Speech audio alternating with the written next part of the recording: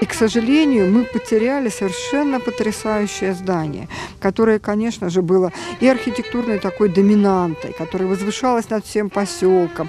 Оно было видно и с моря, со всех точек. Куда бы ты ни пошел в Урзуфе, повсюду была видна минарет Ай-Софии. Своим белым камнем она как бы символизировала чистоту, дух надежды, да, ради которого она и была построена.